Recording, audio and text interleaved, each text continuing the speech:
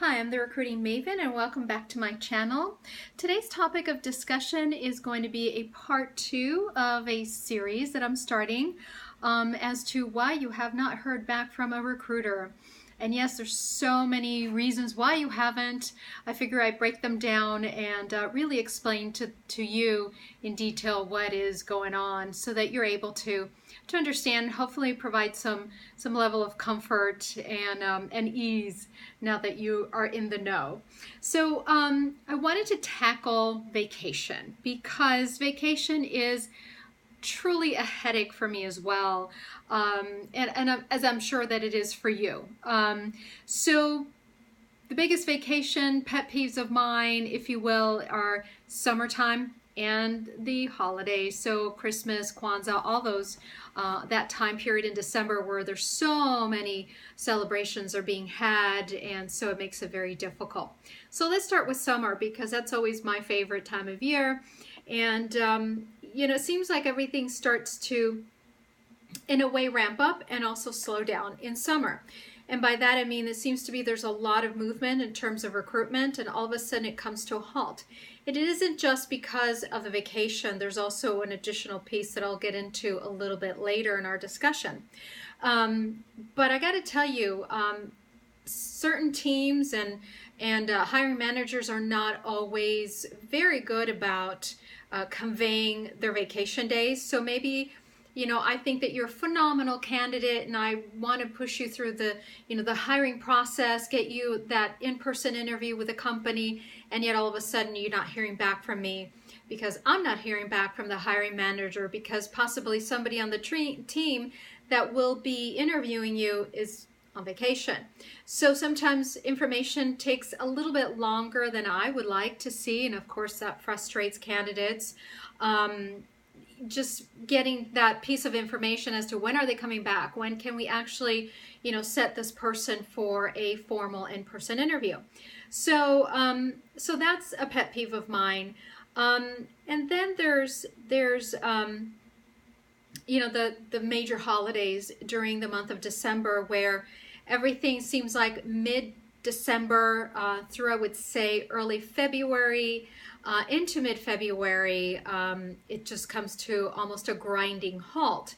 There's a couple of reasons why that happens, and although there's like heavy recruitment going on between November and early December, it seems like everyone kind of checks out mid-December because, you know, the stress of, you know, all the different things going on with families and shopping and, you know, whatever it is that you're celebrating during that time period. But also, please take into account the fact that, and of course, if I may say, there's, you know, the communication piece, which I spoke during the summertime about people going on vacation, and then, you know, there's a lack of communication going on within teams, and I'm unable to, you know, get you that interview date that you're looking for. So in addition to that, we have year-end closing. So that means that the process does come to almost a grinding halt because people are waiting to get a new budget for the new year, and budget approval doesn't happen that same January 1st. You know, that eve or that next morning, everybody's happy and going back to work. You know, that doesn't happen. We're all just, you know, trying to relax and enjoy January 1st, and then slowly, some people may be still on vacation till mid-January, and, you know, again, budget meetings have to be had, and approval and, you know, things to move forward have to happen again.